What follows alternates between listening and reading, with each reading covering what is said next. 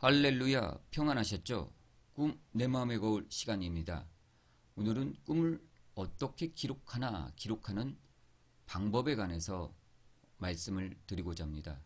유튜브 동영상 보시면은 꿈 동영상 강의 중에 계시의 영역 안으로라고 있습니다. 그 부분을 보면은 조금 더 세밀하게 말씀을 해 놓았습니다. 물론 더 업데이트할 부분도 있지만은 이것을 보시고 더 꿈 기록에 대해서 아시고 싶으시면은 유튜브 동영상에서 계시의 영역 안으로 6강일 것입니다. 5강인가 6강 그거를 봐주시면 됩니다.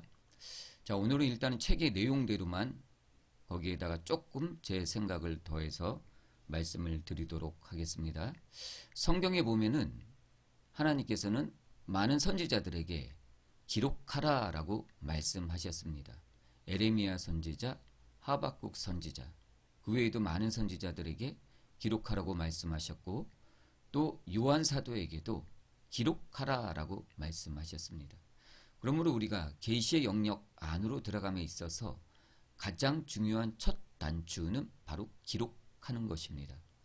하나님께서는 이 기록을 통하여서 계시를 더 명확하게 알게 하고 전달하게 하게 하십니다.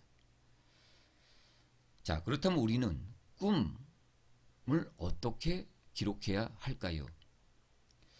잠에서 깨어나자마자 자신이 꾼 꿈을 기억나는 대로 자세히 기록해 두는 것은 꿈 해석을 시작하는 중요한 첫 단계입니다.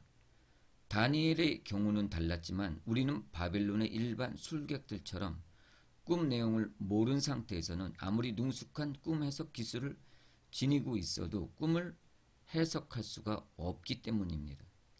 일단 꿈을 기록하기 시작하면 그 꿈을 더 생생하고 자세하게 기억할 수 있습니다.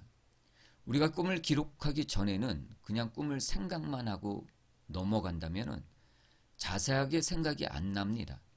그런데 기록을 해 보십시오. 기록하다가 내가 미처 생각하지 못했던 꿈의 내용들이 생각난다는 것입니다. 그래서 꿈을 기록하면 더 자세하게 꿈을 생각하고 기록할 수 있게 됩니다.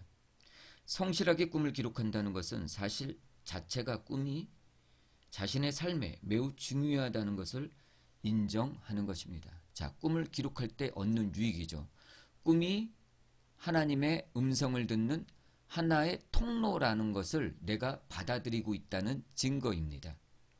꿈을 무시하고 꿈을 가볍게 여기는 사람은 꿈을 기록하지 않을 것입니다.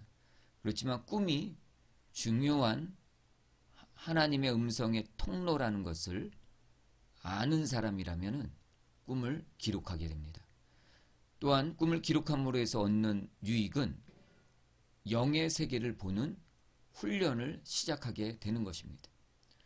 우리가 그냥 있을 때는 영의 세계에서 어떻게 움직이는지 잘 모릅니다. 그렇지만 초신자, 성도들, 심지어 주님을 믿지 않는 사람들까지도 하나님께서는 그들의 의식을 여시고 그들이 잠자는 동안 하나님의 말씀과 영의 세계를 보여줍니다. 그러므로 우리가 꿈을 기록하게 되면 영의 세계를 보는 훈련이 시작되는 것입니다. 세 번째, 영의 세계에서 본 것을 의식의 세계로 끌어와서 이해하는 능력을 키워 나가게 됩니다. 자, 그렇다면 꿈을 어떻게 기록해야 될까요? 몇 가지 기록의 원리들을 이 책에서는 얘기하고 있습니다. 첫째, 잠들기 전에 꿈을 꿀 마음의 준비를 하십시오. 쉬운 예로 들자면은 핸드폰을 동영상을 계속 보다가 잠을 잔다든지 특히 자극적인 것을 보고 잠을 잔다든지 하면은 꿈이 방해를 받게 됩니다. 더욱이 하나님의 꿈은 큰 방해를 받게 될 것입니다. 그러므로 잠을 자기 전에는 하나님께 먼저 기도하고 하나님 또 기도 제목을 하나님께 드리고 그리고 잠자리에 드는 것이 좋습니다. 그러면은 내가 간절히 원했던 기도 제목은 하나님께서 꿈으로 보여주시는 것을 여러분들이 발견하게 될 것입니다. 그리고 또한 잠을 깨실 때는 잠영종 소리를 놓고 주무시면은 꿈이 날아가는 경우가 많습니다. 그래서 저 같은 경우는 조용한 클래식 음악이나 조용한 찬송가 반주를 시계 핸드폰에 맞춰놓고 잡니다. 그러면 새벽 기도 시간에는 꼭 잠영종으로 일어나기 때문에 부드러운 잠영종 소리는 꿈이 날아가지 않고 꿈을 그대로 내 곁에 머물게 하는 역할을 합니다. 그리고 또한 세 번째는 침대 곁에 스탠드나 꿈 일기책 또 펜을 꼭 준비해 두시는 것이 좋습니다.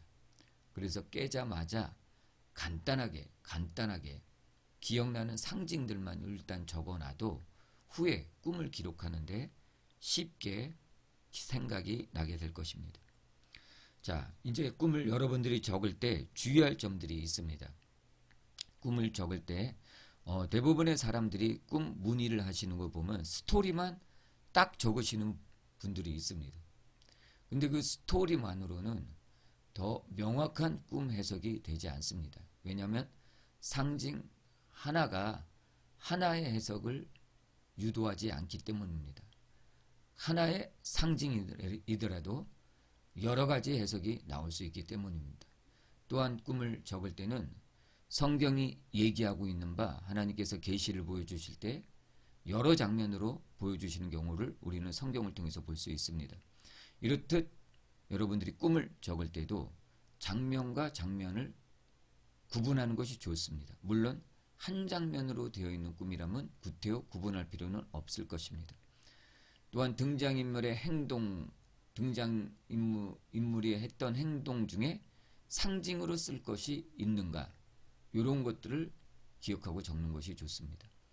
또한 그러한 행동들에 대한 반응, 또 나의 생각, 태도, 감정, 느낌 굉장히 중요합니다. 대부분 처음 꿈 일기를 적으시는 분들은 제가 상담을 보다 보면 스토리만 딱 얘기합니다. 그에 대한 꿈에서 느꼈던 생각, 태도, 감정, 느낌 이런 것들을 전혀 적지 않습니다. 그러면은 꿈 해석하는데 굉장히 명확한 해석을 얻기가 어렵습니다. 또한 두 번째로는 꿈에서 여러분들이 보았던 색깔, 소리, 맛, 촉감, 분위기 이런 것들 또한 굉장히 중요합니다. 이런 것들이 꿈 해석에 아주 중요한 열쇠를 감당하기 때문입니다. 또한 세 번째, 여러분들이 꿈을 깨웠을 때 직관을 무시하지 마십시오. 꿈에서 깨어났습니다. 이제 잠에서 깨어났습니다. 근데 갑자기 머리를 때리거나 또는 하나의 보여주는 환상과 같은 꿈과 같은 장면이 있을 것입니다. 이러한 것들을 직관이라고 합니다. 이런 것들을 그냥 버리지 마시고 꿈일기 적을 때 꼭 적어 놓으시면은 이것이 직접적인 해석이 되는 경우가 굉장히 많습니다. 그러므로 이러한 직관들도 꼭 적어 놓으시기를 권해드립니다. 또한 네 번째는 꿈을 적을 때 여러분들이 꿈을 본 대로 또 기억나는 대로 적는 것이 좋습니다. 꿈을 꾸미거나 또는 내용을 빼거나 또는 더하지 마십시오. 그렇게 해서 꿈을 꾼 여러분들에게 도움이 될 게 하나도 없습니다.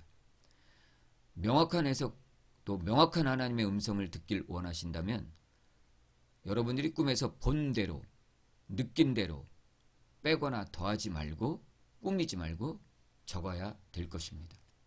네, 오늘은 여러분들이 꿈 일기를 어떻게 적나에 대해서 간략하게 이렇게 말씀드렸습니다. 이러한 내용들을 두 번, 세 번 듣다 보면은 여러분 마음에 상기가 될 것입니다. 그러면 꿈 일기를 적는데 많은 도움이 되리라 믿습니다.